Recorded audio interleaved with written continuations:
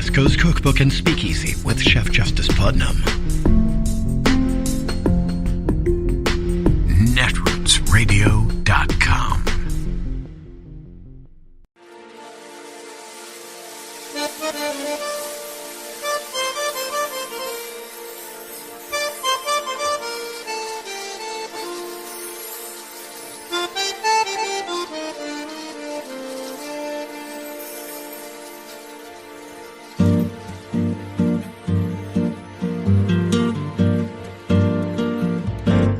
Je voudrais du soleil vert, des dentelles et des théières, des photos de bord de mer, dans mon jardin d'hiver. Je voudrais de la lumière, comme en Nouvelle-Angleterre. Je veux changer d'atmosphère, dans mon jardin d'hiver. Ma fleur sous la pluie de novembre, tes mains qui courent, je n'en peux plus de t'attendre. Les années passent, il est loin, là je tombe. Nul ne peut nous entendre. Je voudrais du Fred Astaire, revoir un latte. All right, here's something to understand about the unlikely rise of Volodymyr Zalenskyy, the comedian and actor who became Ukraine's president in 2019. Zalenskyy ran a populist campaign against years and years of political corruption in Ukraine's government. The Ukrainian people had launched 2 revolutions in the space of a decade, trying to get themselves a leader who would not be corrupt. In 2014, they succeeded in ousting a pro-Russian autocrat after he suddenly abandoned a plan to sign a free trade agreement with the European Union and instead opted for closer ties with Russia. Now, if there's one thing the Ukrainian people had been pretty clear about in recent years is that they wanted greater integration into the West, not with Russia. Ukraine has been trying to get into the European Union and into NATO for years, but has constantly been told they weren't ready. They had to crack down on corruption and strengthen the rule of law and democratic institutions. These were, in fact, all real problems in Ukraine. They were prerequisites for greater formal integration with Western Europe. Essentially, Ukraine had to get its act together. Only then could they join their neighbors like Poland and the Baltic states in orienting themselves westward and away from Russia. Now, the election of this young, charismatic, populist leader elevated to office on the promise of, well, finally getting Ukraine's act together felt like a real opportunity. Now, of course, Vladimir Putin didn't much like this idea. He didn't want to see Ukraine get its act together. Putin preferred that Ukrainians' experience with democracy had been riddled with corruption and disappointment. Plus, he saw this new Ukrainian leader as inexperienced, in way over his head. The guy used to be a comedian, for God's sake. A perfect opportunity to squeeze Ukraine for new concessions like ceding Crimea and eastern territories to Russia and swearing off alliances with the West. This was a moment when what Ukraine really needed was its biggest, strongest partner, the United States, to step up and say that Ukraine and its new president had the full backing and respect and support of the United States, that the U.S. stood with Ukraine and with Zalenskyy against any Russian aggression. But that's not what Ukraine's new president got. Ukraine's new president, Volodymyr Zalenskyy, got Donald Trump. Trump refused to invite Zalenskyy to the White House for a show of solidarity that the new Ukrainian leader so desperately wanted. Trump and his allies instead pushed a conspiracy theory, actually a bit of Russian disinformation, that Ukraine had interfered in the 2016 U.S. election, not Russia. Remember that? Rudy Giuliani led an effort to manufacture dirt in Ukraine on Trump's political opponents. When the American ambassador to Ukraine, Marie Yovanovitch, was perceived as a roadblock to that project precisely because she was such a staunch opponent of the corrupt figures in Ukraine who were helping Giuliani spin up this dirt, they trashed Yovanovitch's reputation. Donald Trump ultimately removed her. And of course, there was the infamous phone call in which that Trump made military aid to Ukraine contingent upon Zalenskyy doing Trump a favor, announcing investigations into Joe Biden and his son. Trump froze congressionally approved military aid to Ukraine to pressure him. All of this, of course, resulted in Donald Trump's first impeachment, but we tend to see Trump's Ukraine debacle in terms of its domestic political consequences in America. The consequences for Ukraine were far more serious. What Ukraine needed was for Trump to support its new untested, uncorrupt president on the world stage, so he was taken seriously by his neighbors, including Russia, and by his fellow citizens, so that he could be the real leader he needed to be in fending off Vladimir Putin. Instead, Donald Trump chose to try to leverage the situation for his own political gain.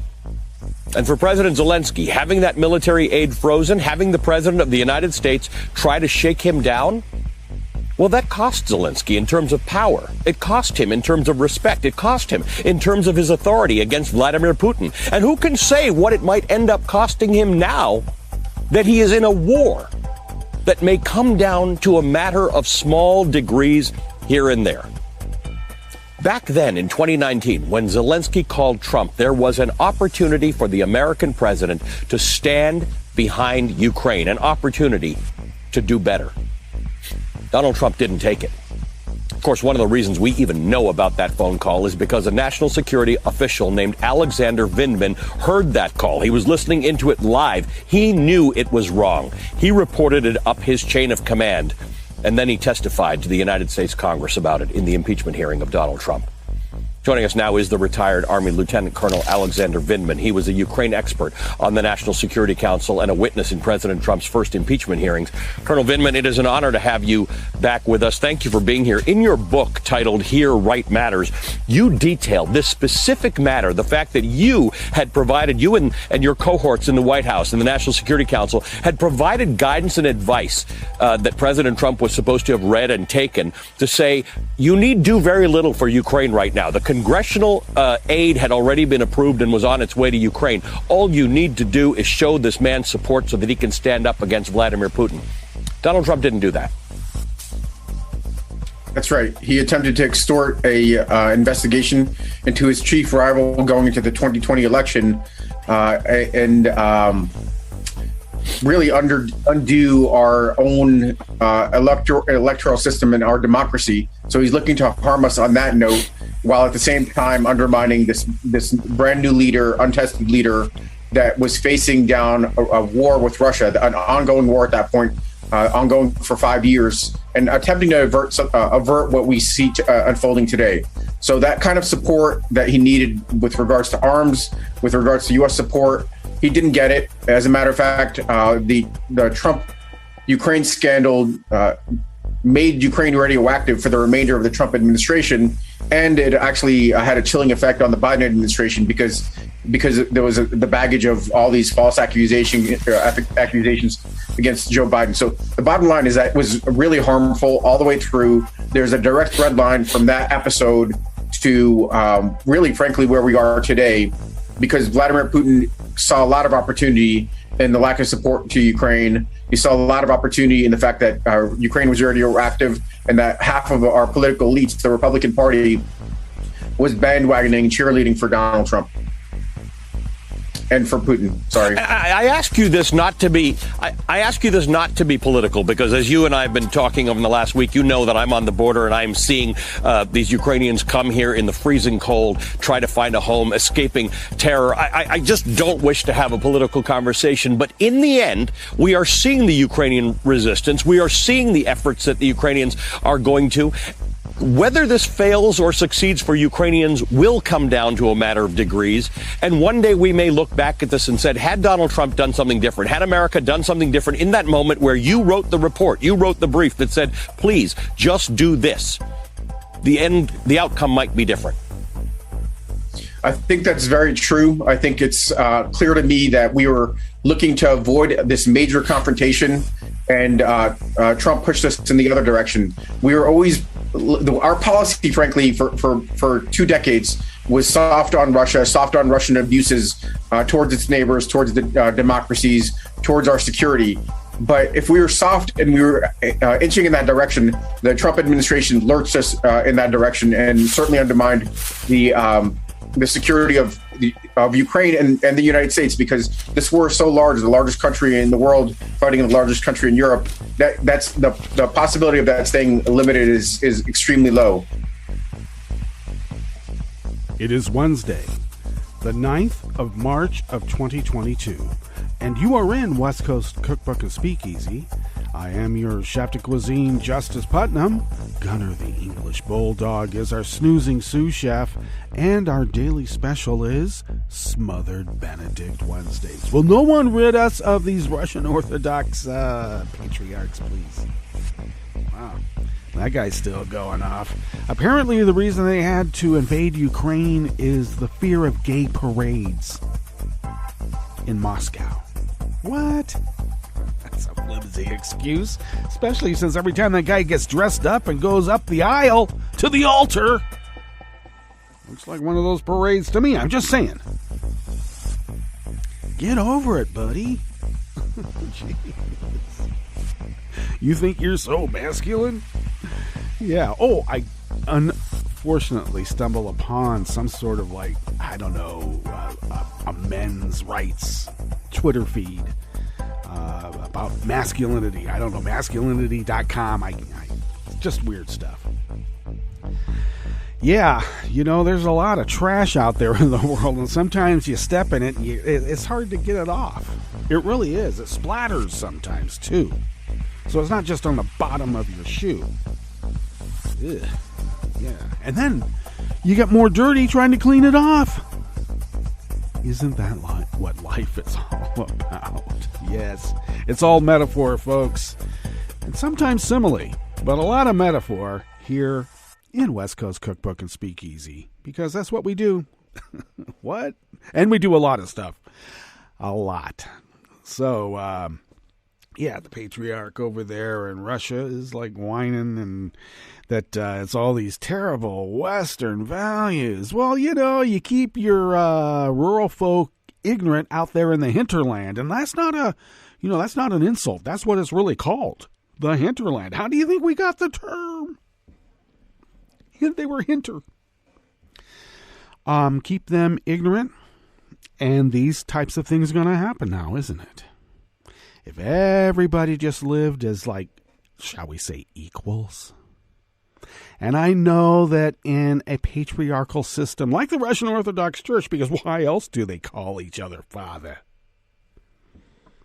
I'm the patriarch. Oh, geez, father. All right. I mean, you can't get much more systemic in the patriarchal system than that. So stop denying it. When you live in one of those, and you have weird people that are the arbiters of what is and is not masculine. Okay? And I gotta tell you, I don't like that.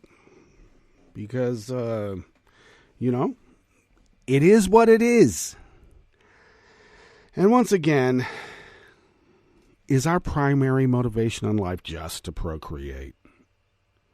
Or actually not even procreate, just the act. Just the mere act. I gotta have sex and everything else is, secondary or thirdly or, way down the list. I know that's what we thought as of kids. And then when we get older, I don't know, we slow down a little bit. Sometimes it slows us down enough to think, what the hell? What is our primary motivation in life? And then you come to a point in your life where you go, it just doesn't matter. What's my prime motivation in life? To talk and advocate for beauty. Okay? The living of life itself. Merely living life. Okay? Primary motivation. And maybe impart that knowledge to others so that they don't intrude upon your merely living your life to experience the beauty of another sunrise. Because now, apparently in Kyiv, the beauty of a sunrise brings on the artillery fire because they don't attack at night because that's when they get hurt. Ukrainian army is out there battling and hitting material and men Mostly men. I'm sure it's all men, actually. Anyway, then when the morning comes, red sky at morning, sailors take warning, and the bombshells are flying, among other things. So, the beauty of a sunrise is marred by the inability of those others who are they just don't know, apparently, or they don't care. And it's easy not to care about that which you don't know. So if you keep the rural folk ignorant out there in the hinterlands, oh my God, we can't say gay. Oh my God, any goddamn doctor that's going to try to change some kid's sex, they're going to get a life sentence and maybe even death. And anybody who tries to leave our state of Idaho is going to be charged with a felony and getting a life sentence themselves. Why am I speaking as a southern bigot in Idaho? I don't know, it seems apropos.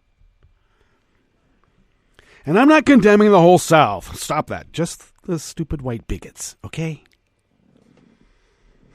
Is that punching down? I don't know. Maybe certain elements need to be punched. For instance, Vladimir Putin. You know, this war in Ukraine didn't begin when Joe Biden took office, as we're finding out when Vlad began mobilizing his physical troops, moving his chess pieces around.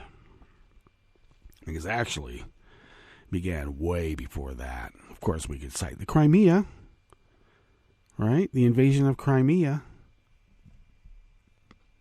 But it became part, once again, of the Republican platform in the dead of night by Trump aficionados, one being Paul Manafort, in cahoots with the former Soviet bloc. Now, I'm not saying that he had direct talks with Putin himself, but that's not how it works. In any mob operation, you go through intermediaries. You prove yourself. Are you an earner? And apparently Manafort owed. And he owed big. Who else owed big? The guy who's been tracked by our intelligence apparatus since he married Ivana. Because Ivana's dad was KGB. Come on. I mean, geez, we have a story about a Russian spy today. Here at West Coast Cookbook and Speakeasy.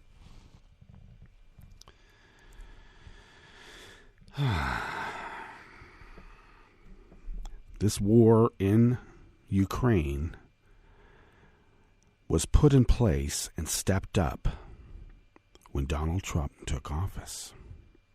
And I dare say it during at least the RNC, the convention.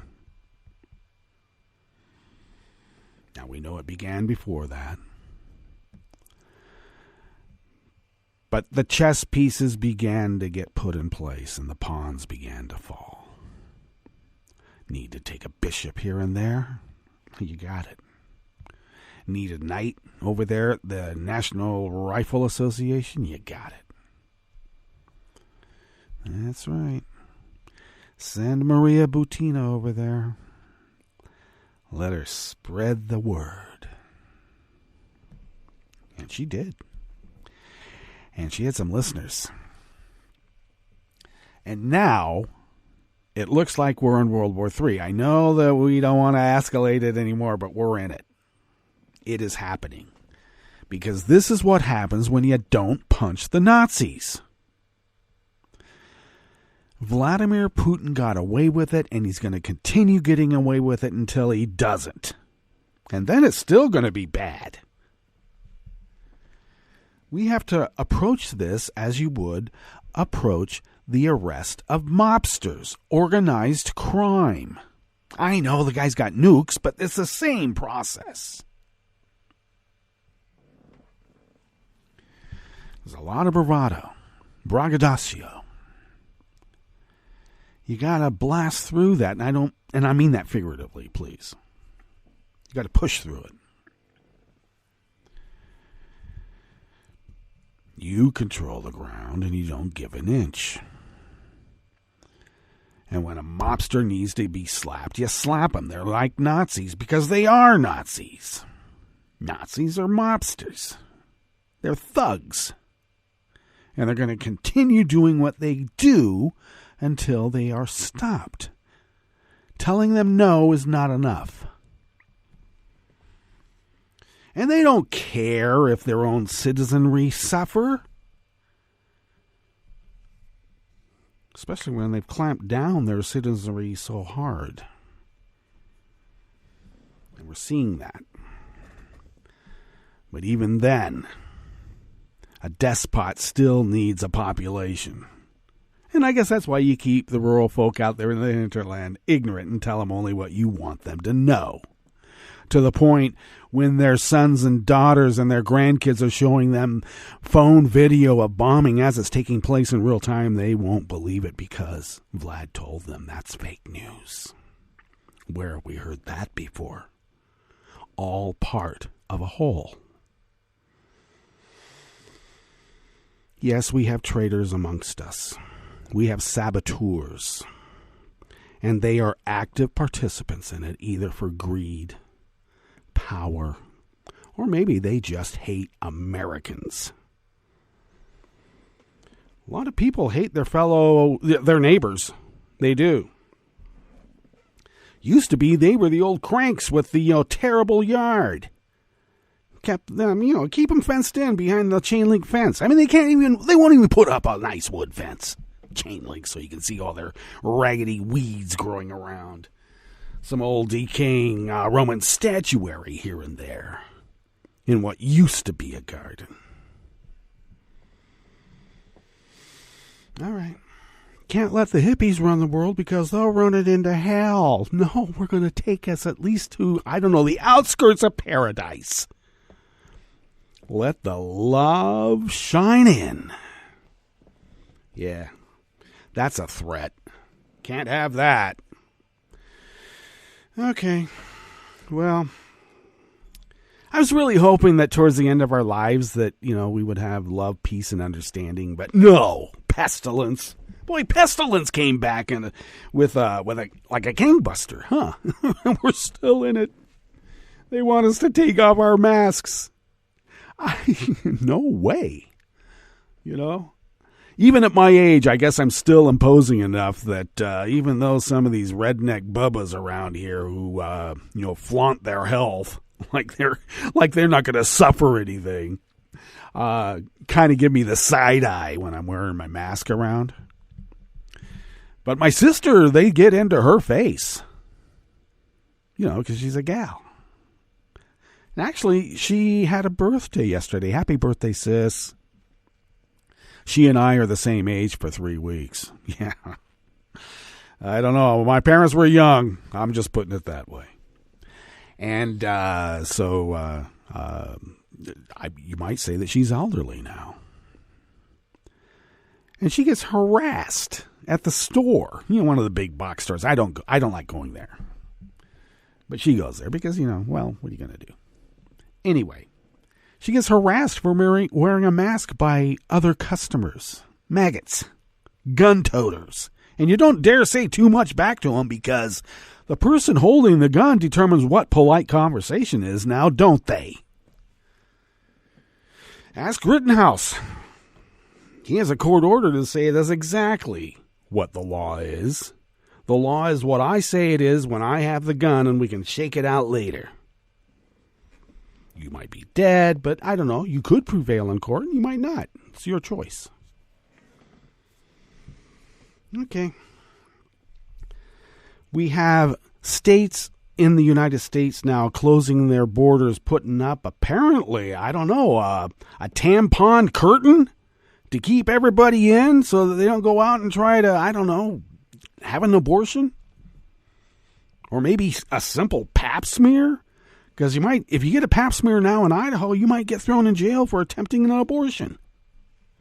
That's how idiotic they are.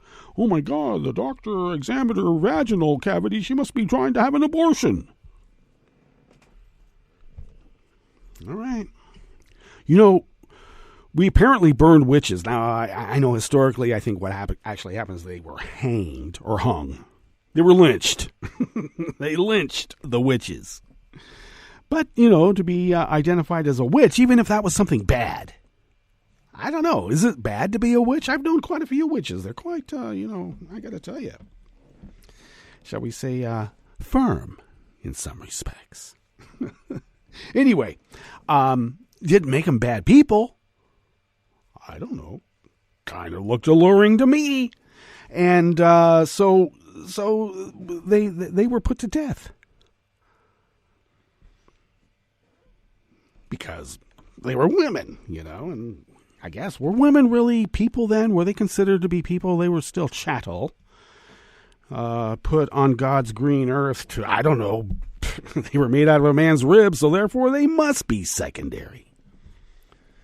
I don't know. They were made out of a man's rib. They certainly were able to steal our hearts. They? What the hell? Does the universe really care? I don't know. Do we have to have the male-female aspect of the universe as like opposites? I always like the idea of walking side by side down the path. I don't want anybody traipsing 5 steps behind me, and I'll be damned if I do. Jeez. Okay. Like I said, I never thought as we end our lives, or we are at the end of our lives, that we'd have to go through this BS. I'm looking at people in much worse medical condition than we are, by and large, trying to make it over rickety bridges, rickety planks over a fairly raging river. You got to carry their bags and everything across that. Jeez. I'd be a little concerned about myself doing it, even though I'm supposed to be stout, even at my age. God, I have it lucky. But I can foresee that happening here, and I don't like that vision. And avoiding it, pretending it's just, I don't know, that's a bad thought. Let's just avoid the bad thoughts. It's not confronting the problem. It's avoiding the problem. All right. I just wish I was a bit younger so that I had a bit more physical ability to get around in the world. Why does this have to be happening now? Jeez. In all of the terrible apocalyptic war movies, I never thought I'd be the old person trying to get out of it. All right. But that's what life is. It's full of surprises now, isn't it? Yes, it is. Well, look, oh my gosh, look at the time. We've just been going on and on and on. But there is a calamity in the world. And a lot of it, the main attention getter right now is human-driven. All right, what's on the rest of this menu that we've curated for you today here at West Coast Cookbook and Speakeasy? Well, back when Ukraine needed U.S. backing so that they could get into the good graces of Europe once again, and the whole reason for electing Zalenskyy was to do that. When Ukraine first needed U.S. backing when Zalenskyy was elected, all they got was Trump's corruption. Hi, I'm an American. Yeah, maybe people don't like to hear that when business is involved, because business was definitely involved. Hey, Volodymyr, it's not personal, it's business. On the rest of the menu, legislation to limit insulin costs is being revived in the U.S. Senate thanks to the Democratic Party. Congress sent the Postal Service overhaul bill to Biden's desk last night for signing. We're not rid of DeJoy yet, but he's closer to the chopping block. And I hope that gets delivered with a 2-cent stamp. And the president has a solution for high inflation that seems counterintuitive. Get this. He wants to bring factory jobs back to the U.S. You know, like to pay our workers to make things again. What a commie. After the break, we move to the chef's table, where a German court ruled for the nation's domestic intel agency against the far-right Alternative for Germany party. And what was that all about? Well, they basically identified the far-right Alternative for Germany party as so extremist that if there wasn't a law against calling yourself a Nazi, that's what they would be calling themselves. Just saying. And as prefaced earlier, a dual national has been charged with acting as an unregistered Russian agent in the United States. I don't know. Maybe we're going to go for an exchange, except, she's a fugitive from justice because when she was first interviewed, she went back to Russia. Well, all that and more on West Coast Cookbook and Speakeasy. Bon appetit.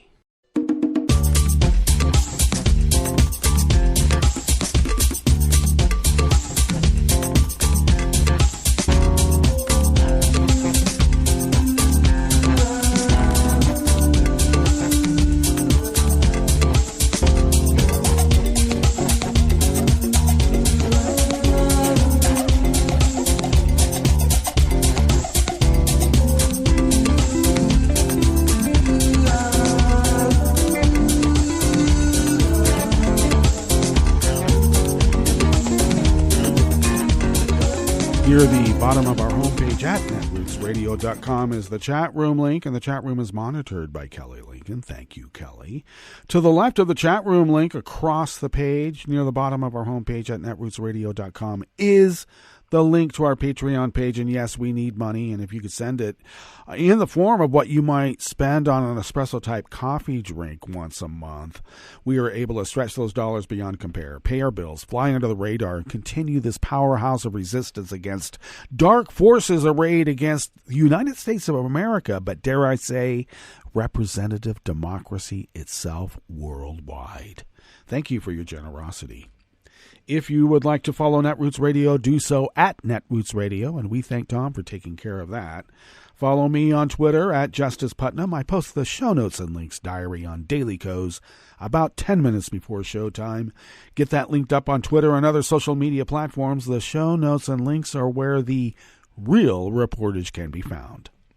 Follow the show on Twitter at Cookbook West. Pick up podcasts by way of Spreaker, Stitcher, TuneIn, iHeart, YouTube, iTunes, and wherever podcasts can be found. And the deep archive of all Netroots Radio shows over these almost 11 years of continuous 24/7, 365 broadcasting can be found at the Internet Archive at archive.org.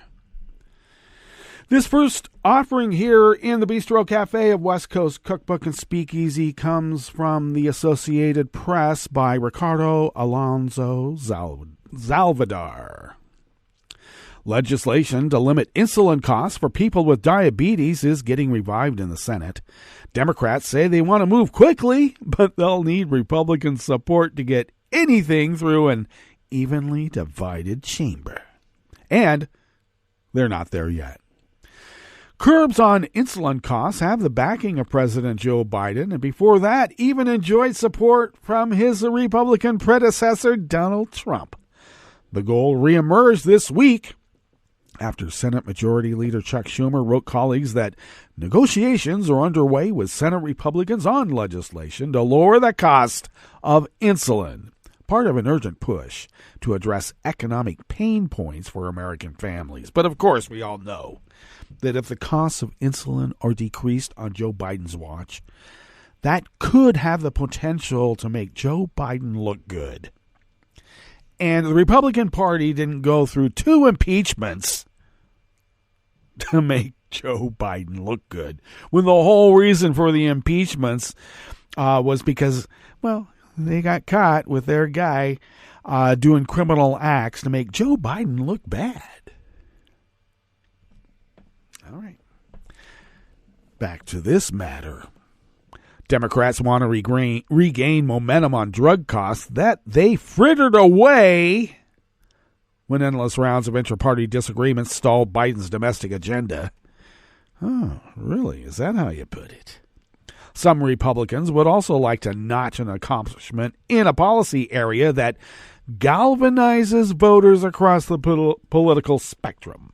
House Democrats say insulin legislation that musters 60 votes in the Senate would pass their chamber. Schumer is a prominent co-sponsor of a recent bill from Senator Raphael Warnock that would limit insulin copays to $35 a month for patients covered by private insurance and those on Medicare, although it would expand on a Medicare option launched as an experiment by the Trump administration. The bill's roster of co-sponsors includes no Republicans because they can't afford to make Joe Biden look good, even if it might save your grandma's life, even if it might save your mom's life, even if it might save your life. Senator Susan Collins says she's getting ready to introduce bipartisan legislation that takes a broader approach. You know, you can gouge people, just not excessively. Okay. Collins says a limit on copays for insured people is only a partial solution since it doesn't help uninsured patients. The uninsured get stuck with high list prices because they are excluded from deep discounts available through insurers and middlemen companies that manage prescription benefits. Wait a second. The uninsured would be covered by the Affordable Care Act. She's talking like they're going to get rid of the Affordable Care Act. Oh, yes, that's exactly what the Republican Party has been attempting to do all these many years. They don't care about the uninsured and the cost of insulin to the uninsured. They're looking for a vehicle to not only make Joe look bad, but to get rid of the Affordable Care Act because, like free education, what do you want? A nation of moochers?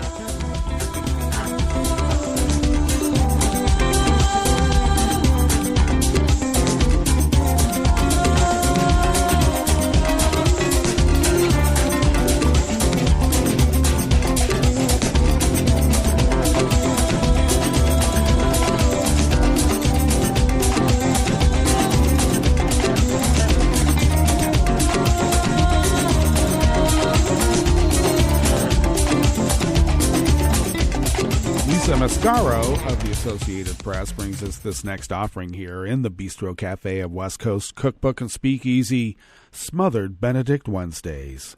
Congress yesterday, Tuesday, passed legislation that would shore up the U.S. Postal Service and ensure 6-day-a-week mail delivery, sending the bill to President Joe Biden to sign into law, and yesterday was late last night. The long-fought postal overhaul has been years in the making and comes amid widespread complaints about mail service slowdowns. Well, that was on purpose. Many Americans became dependent on the Postal Service during the COVID-19 crisis, but officials have repeatedly warned that without congressional action, it would run out of cash by 2024, and that was by design as well. The post office usually delivers for us, but today we are going to deliver for them, said Senate Majority Leader Chuck Schumer. Congress mustered rare bipartisan support for the Postal Service package, dropping some of the more controversial proposals to settle on core ways to save the service and ensure its future operations. Last month, the House approved the bill 342-92 with all Democrats and most Republicans voting for it, except for 92 of them. On Tuesday yesterday, the Senate sent it to Biden's desk on a 79-19 vote, which means, I've almost got all the Senate except for those 19 intransient repugs.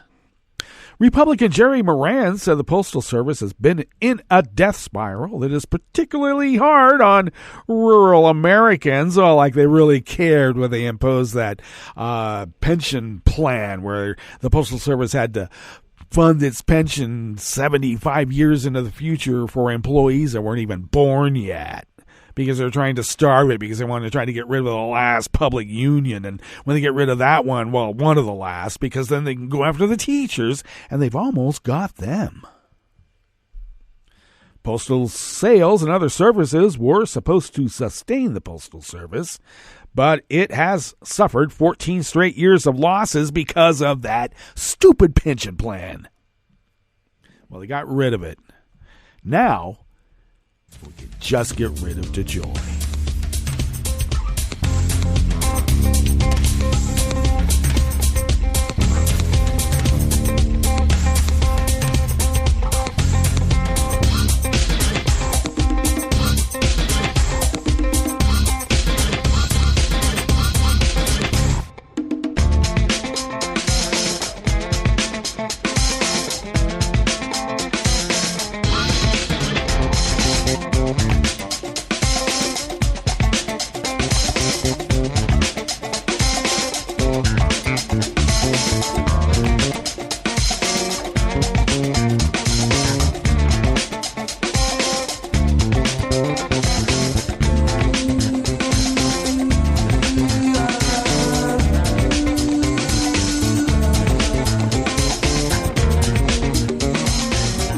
Josh Boak of the AP brings us this final offering here in the Bistro Cafe part of West Coast Cookbook and Speakeasy.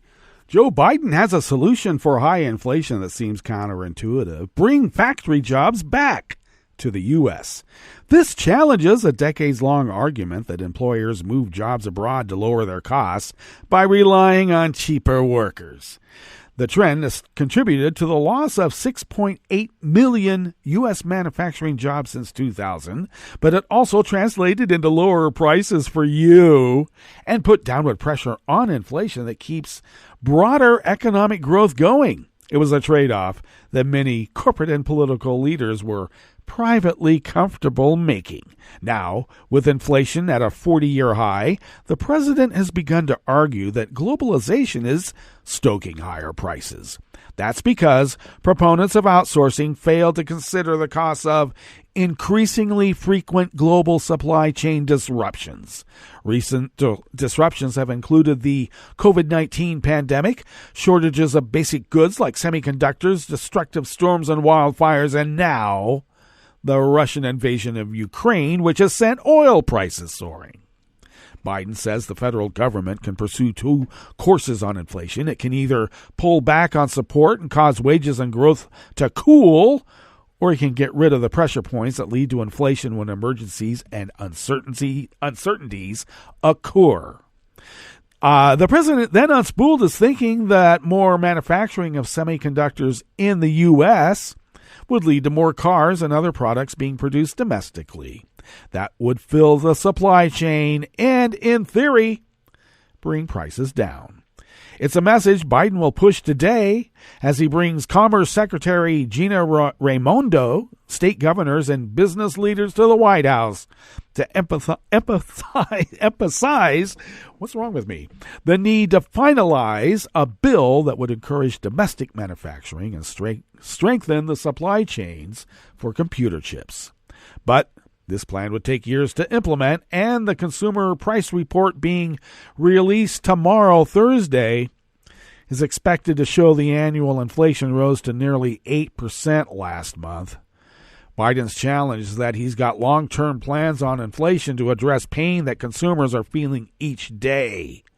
Biden's assertion sets up an ideological battle with Republicans who blame the president's $1.9 trillion coronavirus relief package for being excessive and flushing more cash into the U.S. economy than was needed. GOP lawmakers have said inflation, up from recent averages of about 2%, is entirely the president's fault, while the administration is trying to point out the bigger problem rests with the structure of the global economy, which I gotta tell you, outsourcing jobs, that was all Republican BS. And now we're suffering it, and they don't want to be held accountable. Well, we do hold them to account because, we remember.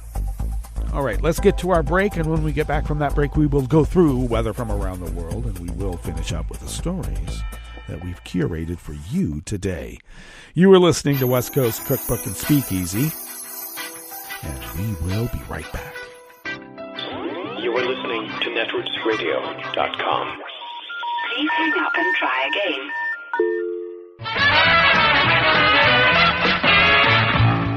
From a point at sea to the circles of your mind, a new force is at work for planetary transformation. New radio for a new Earth.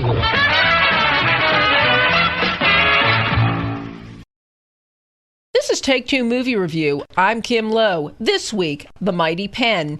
There have been lots of adaptations of the French play Cyrano de Bergerac since its debut in 1897. Many of them, including the 80s vintage Roxanne, have focused on the comedy and downplayed the tragedy. However, in this latest musical adaptation by Joe Wright, there is no mistake that at its core, Cyrano is a tragedy about the loss of love, life, and most of all, opportunity. Filmed in the dazzling Italian Mediterranean, the story is that of the silver-tongued soldier Cyrano, played by Peter Dinklage, who has harbored a years-long crush on Roxanne, whom he had met earlier in their hometown. Roxanne, who sees Cyrano as her closest friend, has no idea of his love for her. She is aware, however, that she's the object of desire by an older duke, Ben Mendelsohn, and a dashing soldier from Cyrano's regiment named Christian. Roxanne is attracted to Christian, who has the looks, but not the words, to win Roxanne's heart. Cyrano, who feels that his dwarfism makes him unworthy, comes up with a solution. He'll write letters designed to capture Roxanne's heart, while Christian provides the visuals. As Cyrano puts it, the two of them will be the perfect man.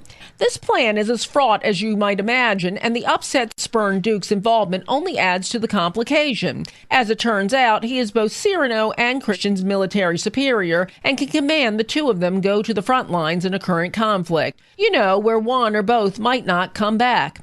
A wonderful screenplay from Erica Schmidt from her 2018 stage adaptation, sharp directing from Wright, and a score by members of the band The National make this one a treat, worthy of more awards attention than it's gotten. This has been Take Two Movie Review. I'm Kim Lowe. Catch up with us at TakeTwoMovieReview.com and feed us back on our channel on YouTube.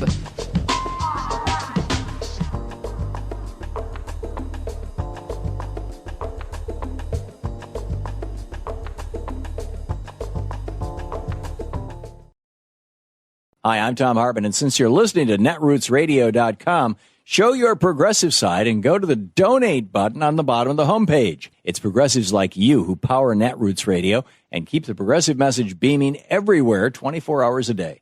Just go to our donate button at the bottom of netrootsradio.com.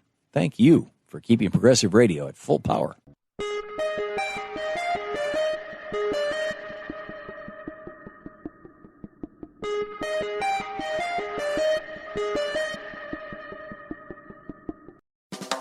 Nanyehi was a Cherokee woman of the Wolf Clan who was born in 1738. She was known as the War Woman of Chota, having fought the Creek tribe with her husband, Sula, who died in the battle.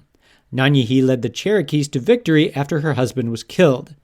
She was then named a beloved woman by the tribe, a position of great honor and influence. As a beloved woman, she sat on the Women's Council of Clan Representatives and served as its leader. She also served on the Cherokee General Council. In contrast, European American women were not yet allowed to vote or hold political office in the 13 American colonies. Despite her ferocity on the battlefield, Nanyehi, also known as Nancy Ward, worked for her entire life to ensure peace between the Cherokees and the Americans, while attempting to prevent the further seizure of Cherokee land. At a peace treaty meeting in eastern Tennessee in 1781, she addressed the American commissioners, saying, "You know that women are always looked upon as nothing. But we are your mothers. You are our sons. Our cry is for peace. Let it continue. This peace must last forever. Let your women's sons be ours. Our sons be yours. Let your women hear our words." The American commissioners were touched by Nanyehi's words, and the treaty was concluded without ceding Cherokee land, one of the few instances of this happening. This has been 60 Second Civics, a podcast of the Center for Civic Education. I'm Mark Gage.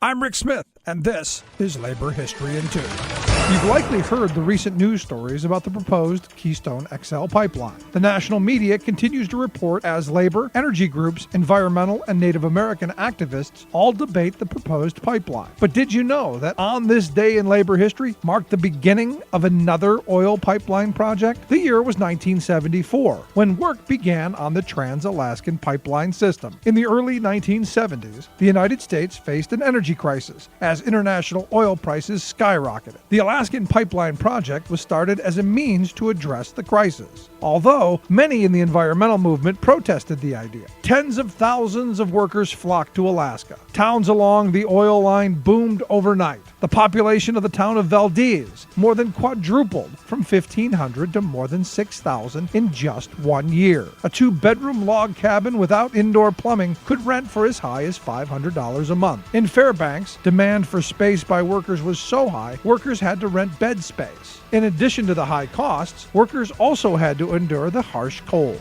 Todd Honer, a pipeline laborer, described the experience.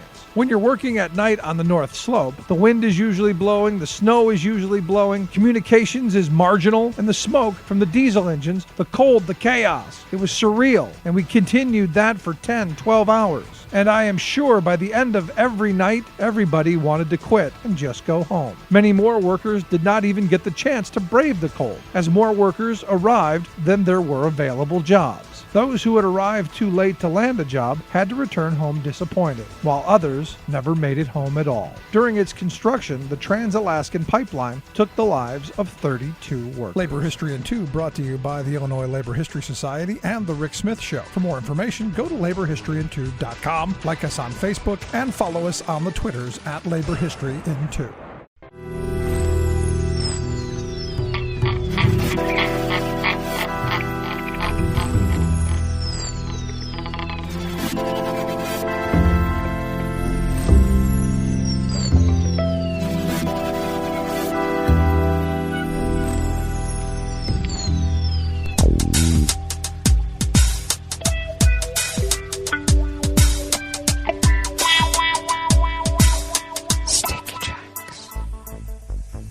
Thank you for accompanying us here to the chef's table at West Coast Cookbook and Speakeasy Smothered Benedict Wednesdays. We always begin weather from around the world along the banks of the Rogue River in the Rogue River Valley of Southern Oregon on the west coast of the continental United States of America, where it is forecast to be much cooler today, topping out at about 52. Currently, we are at 41 with a small chance of rain coming through this morning, and will be partly cloudy a little later today. A little later today because we're very cloudy at the moment. Winds out of the northwest at 5 to 10 miles per hour. Lows tonight in the upper 20s. We're going to abbreviate our local forecast and get right into weather from around the world. And weather from around the world is brought to you by a crowd of crowdsourced weather stations that are crowdsources from around the world.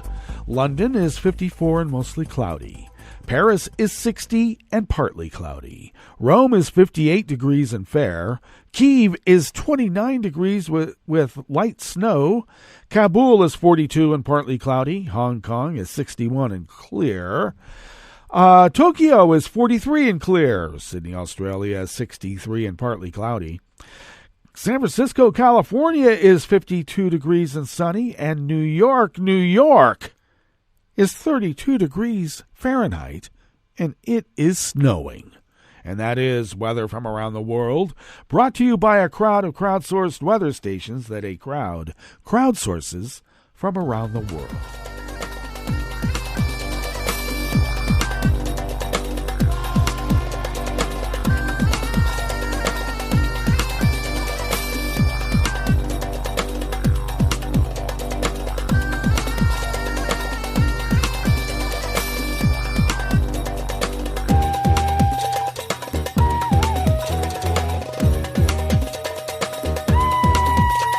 Anonymous staff at the Associated Press brings us this first amuse-bouche here at the chef's table at West Coast Cookbook and Speakeasy.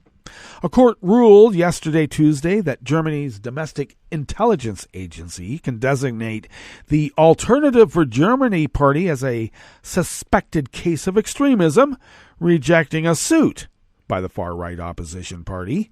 The administrative court in Cologne delivered its ruling in a long-running dispute between Alternative for Germany, or AfD, 5 months after a national election in which the party secured a reduced but still solid 10.3% of the vote. The court found that there were sufficient indications of anti-constitutional aspirations inside the party.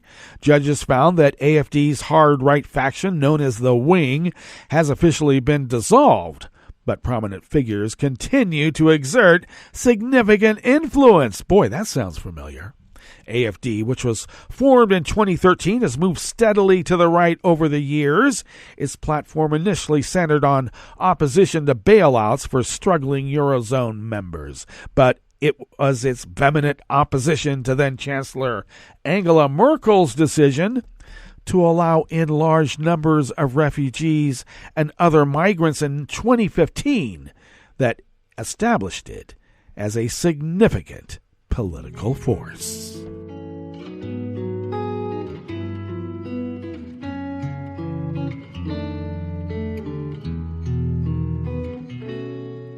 Je te donne c'est mon amour pour la vie entière. La promesse de me trouver à tes genoux. Aussitôt que tu m'appelles, rester toujours fidèle. C'est tout, c'est tout. Je te donne tous mes printemps, mes étés de mer. Mes automnes, quand les feuilles tombent partout. Si ce n'est pas une bonne affaire, je te donne tous mes hivers. Anonymous staff, this time at Reuters, brings us this final amuse-bouche here at the chef's table at West Coast Cookbook and Speakeasy. A dual national of the United States and Russia who ran an I Love Russia influence campaign has been charged with acting illegally as an unregistered agent for the Russian government, otherwise known as a spy. Elena Branson, age 61, faces 6 criminal counts over allegations by prosecutors that she failed to register with the U.S. government as a foreign government agent and participated in a visa fraud conspiracy. She left the U.S. for Russia in 2020 and remains at large. The charges coincide with the United States seeking to put Russia under pressure with economic sanctions because of its invasion of Ukraine. Particularly given current global events, the need to detect and hinder attempts at foreign influence is of critical importance, Damian Williams, the U.S. Attorney in Manhattan, said in a statement. Prosecutors said Branson received tens of thousands of dollars in funding from the Russian government to run an organization named the Russian Center New York, which organized the I Love Russia campaign in the U.S. and promoted Russian history and culture to U.S. youth, impressionable youth.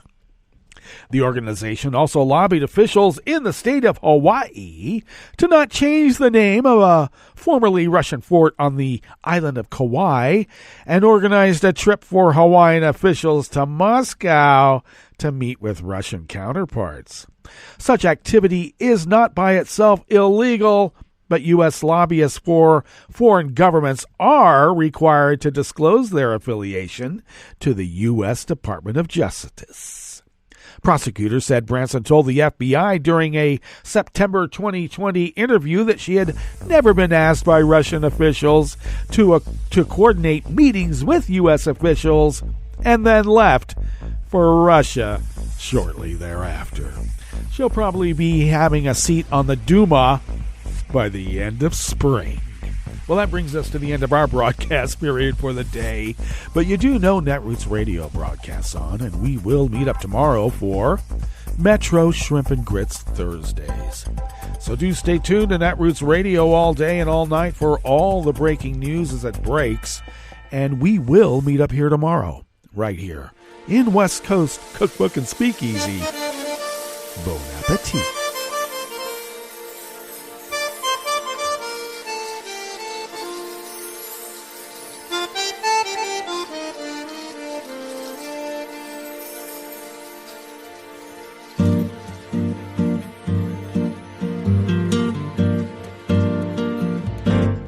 Je voudrais du soleil vert, des dentelles et des théères, des photos de bord de mer, dans mon jardin d'hiver.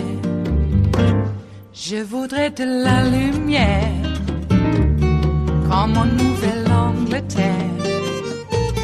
Je veux changer d'atmosphère, dans mon jardin d'hiver. Ma fleur sous la pluie de novembre, tes mains qui courent, je n'en peux plus de t'attendre. Les années passent, qu'il est loin, l'âge tombe. Nul ne peut nous entendre.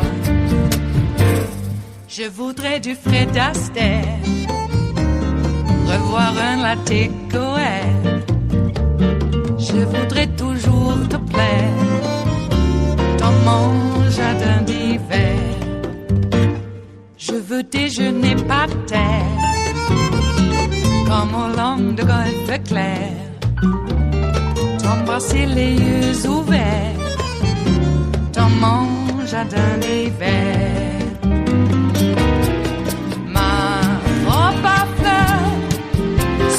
Pluie de novembre, tes mains qui courent, je n'en peux plus de t'attendre.